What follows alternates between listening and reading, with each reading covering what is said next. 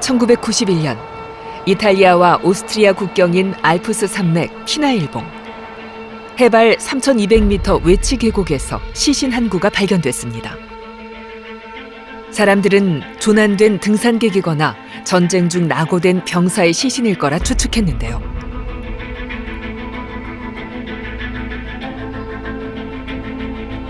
방사성 탄소연대 측정 결과 이 시신은 무려 5,300여 년 전 청동기 시대의 남성으로 밝혀졌습니다.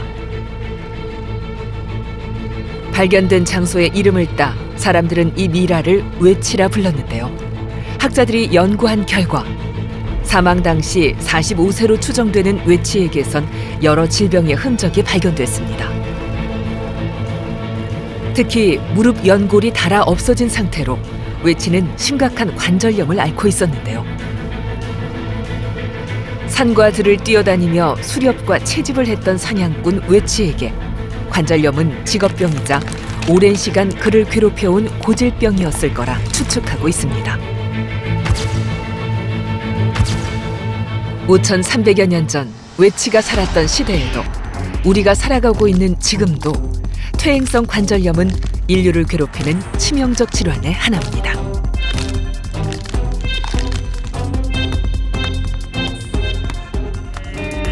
걸음을 못 걸게 찢어지는 것 같아. 다리가 걸으면 뼈끼리 다니까. 칼로 여기를 째는 듯한 느낌?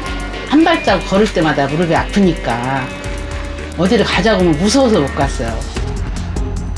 세월을 갉아먹듯 소중한 일상까지 엉망으로 만들어버리는 퇴행성 관절염. 무릎 관절을 오래 사용하면 완충 역할을 하는 연골이 닳아 염증과 통증이 동반되는데 이것이 퇴행성 관절염입니다. 연골의 마모가 진행되어 말기가 되면 뼈와 뼈가 맞닿아 극심한 통증까지 나타나는데요. 다리 모양까지 변형되어 걷기조차 어려워집니다. 걷기조차 힘든 퇴행성 관절염 환자들에게 인공관절 치환술은 획기적인 치료법인데요.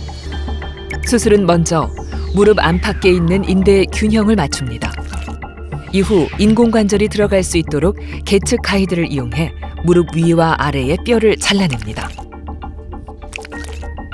인공관절을 무릎 위 아래에 각각 끼우고 그 사이에는 연골 기능을 대신할 특수 고분자 플라스틱을 넣어줍니다.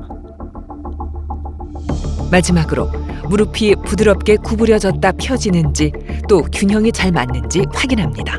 사실 한 15년 동안에 무릎 인공관절 수술이 어떻게 변화했는지를 이렇게 보면 아주 수술 기법이 획기적으로 바뀐 것은 아니지만 크게 보면 한 두세 가지 정도는 말씀드릴 수 있을 것 같아요.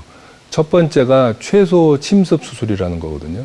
그러니까 수술을 우리가 하게 되는데 어떻게 하면은 좀 더 그 환자의 그 근육이라든지 힘줄이라든지 이런 연부 조직의 손상을 최소화해서 통증이나 회복을 좀 더 빠르게 할 수 있을까, 이런 것들에 대한 노력이 상당히 이루어졌습니다. 손상된 뼈를 잘라내고 인공관절을 넣는 수술인 만큼 절개 부위가 넓을 수밖에 없습니다. 하지만 기술이 발전하고 의사의 숙련도가 좋아지면서 최소 침습에 대한 노력은 발전을 거듭하고 있습니다.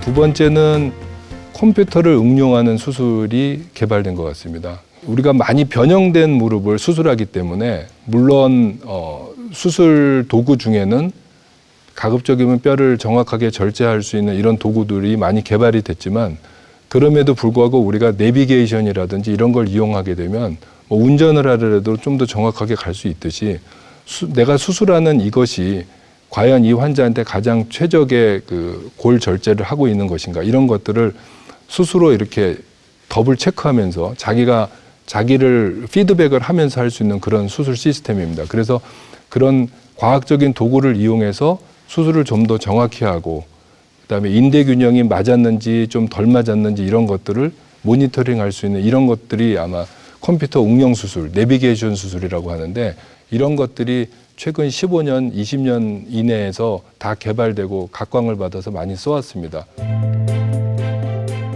퇴행성 관절염 환자라 해도 모두 수술로 치료하는 건 아닙니다. 진행 상태에 따라 치료 방법도 달라지는데요. 엑스레이에 이상은 없지만 통증이 있으면 1기. 연골에 골극이 나타나고 통증이 있으면 2기. 연골이 반 이상 닳게 되면 3기이며 연골이 닳아 위아래 뼈가 닿아 있으면 퇴행성 관절염 4기입니다. 1기일 때는 주로 물리치료와 운동요법으로, 2기와 3기는 주사나 약물, 때에 따라서는 수술로 치료하며 4기일 때는 인공관절 수술로 치료해야 합니다. 활액막염은 관절염 환자에게 자주 나타나는 증상인데요. 관절을 싸고 있는 막에 염증이 생겨 윤활유 역할을 하는 활액이 과다하게 분비되면서 무릎이 붓고 통증이 나타나는 질환입니다. 초기엔 약물 치료로 증상이 호전될 수 있지만 방치하면 관절염을 악화시켜 빨리 치료받아야 합니다. 활액막염으로 물이 찼을 경우 먼저 주사기로 물을 빼내고 염증을 가라앉히기 위해 뼈주사라 불리는 스테로이드 주사를 놓는데요. 스테로이드 주사는 부작용이 있는 만큼 3개월에서 6개월 이상 간격을 두고 횟수를 제한해 맞아야 합니다. 스테로이드 주사와 이제 같이 견주어서 비슷하게 쓸 수 있는 치료는 요즘 많이 시행되고 있는 것은 하이알산이라고 하는, 연골 주사 같은 경우는 사실 그 하이알루로닉 산이라고 하는 것은 우리 몸에 있는 성분이에요. 우리 눈물에도 있고 관절에게도 있고, 쉽게 말하면 윤활유를 넣어준다고 생각하게 되면 되는데, 무릎 관절에 재생의 효과가 있냐는 아직 입증은 안 되었지만 통증 완화에는 입증이 됐어요. 최근에는 한 번 맞고 6개월 정도를 지낼 수 있고요. 6개월 이후가 되면 한 번 다시 맞을 수 있습니다. 관절염 치료는 환자의 연령과 관절염 진행 정도에 따라 가장 적합한 치료법을 찾는 맞춤형 치료로 진화해 가고 있습니다. 제가 인공관절하면 몇 년 쓸 수 있어요? 이런 질문들 많이 하시거든요. 그럼 제가 오히려 대묻거든요. 자동차 사시면 몇 년 쓰시냐고. 왜냐하면은 쓰기에 따라서 다르고 자기가 수술을 어떻게 판단하냐에 따라 사실 다른 거죠. 그러니까 인공관절이 평균 수명이 15년이다. 이런 설명 우리가 외래에서 편하게 드리지만 사실 어떤 환자분은 20년 이상도 쓰시는 분도 계시고 어떤 환자는 10년이 안 돼서 또 부득이하게 재수술을 하시는 분들도 계세요. 체중에 대비해서 10kg 무게를 안고 걸으면 체중보다 1.33배, 10kg 무게를 안고 계단을 내려오면 체중보다 1.87배의 충격이 무릎에 가해졌습니다. 특히 제자리에서 뛰어 올랐다가 착지하는 자세와 쪼그려 앉아있는 자세는 무릎 관절뿐 아니라 주변 근육에까지 큰 충격을 주었습니다. 바닥에 앉아 생활하는 좌식 문화는 특히 무릎 건강에 좋지 않습니다. 책상다리를 하거나 쪼그려 앉는 자세, 무릎을 꿇는 자세는 관절 조직을 손상시키는데요. 무릎 관절을 굽혔다 폈다 반복할 때 연골에 지속적으로 하중이 가해지기 때문입니다. 퇴행성 관절염을 앓고 있다면 계단 오르기는 무릎 건강에 도움이 되지 않으며 특히 계단을 내려가는 동작은 반드시 피해야 합니다. 등산이나 마라톤, 축구 등의 운동도 무릎 관절의 건강을 위해선 피하는 것이 좋습니다. 연골의 두께는 두꺼워봐야 한 3 내지 4mm, 아주 얇습니다. 무릎의 전체 연골을 다 뜯어내서 중량을 재도 2g이 넘지 않습니다. 굉장히 작은데도 불구하고 이게 없으면 아무리 항우 장사나 뭐 아주 근육이 엄청나게 좋은 운동선수도 움직이지 못하게 되는 게 바로 무릎의 중요성입니다. 무릎 관절에서 가장 중요한 것은 바로 연골입니다. 연골은 탄성이 높은 고무와 같은 재질로 되어 있는데요. 연골 주변에는 관절액이 둘러싸고 있어 연골이 영양분을 공급받고 마찰을 감소시킬 수 있도록 해줍니다. 그 원리는 스폰지와 같은데요. 운동을 통해 연골을 눌러주면 내부의 노폐물이 관절액 쪽으로 빠져나가고 다시 연골이 제 모양을 회복하는 동안 관절액 속의 영양분은 연골 속으로 들어오게 됩니다. 이것이 운동을 해야 하는 이유인데요. 걷기나 수영, 근력 운동 등 무릎에 약이 되는 운동을 제대로 한다면 연골 재생에도 도움이 되기 때문입니다. 쥐에서 채취한 줄기세포가 부러진 뼈를 붙이는 데 어떤 효과가 있는지 확인하는 연구를 진행 중인데요.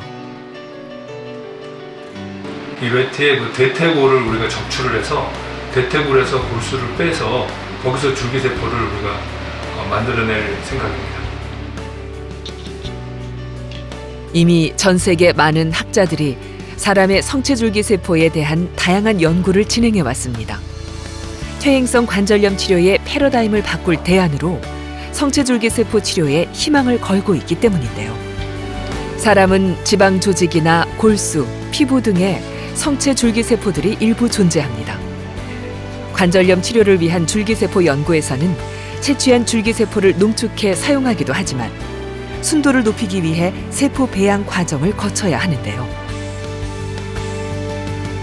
지금 이거는 방금 적출한 대퇴골에서 뽑은 거기 때문에 개수가 사실 많지는 않거든요. 그래서 이 정도 개수를 우리가 바로 인체 치료 목적으로 쓰기에는 너무나 숫자가 부족합니다.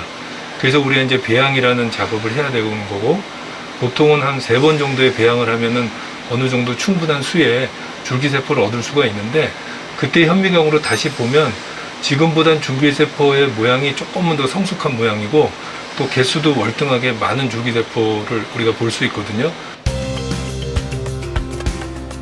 성체 줄기세포를 분리한 뒤 배양해 관절에 넣었을 때 퇴행성 관절염 완화와 연골 생성에 어떤 영향을 미치는지 전 세계적으로 긍정적인 연구 결과들이 계속 보고되고 있는데요.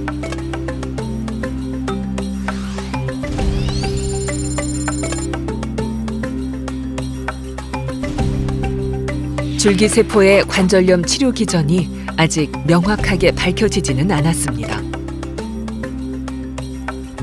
하지만 효과가 입증되고 있는 만큼 수년 내에 성체줄기세포는 퇴행성 관절염 예방과 치료에 적극적으로 활용될 것으로 기대하고 있습니다. 퇴행성 관절염이 생겼다 하더라도 어떻게 하면 좀 진행을 더디할 수 있을까, 이런 쪽으로 아마 계속 시도가 될 겁니다.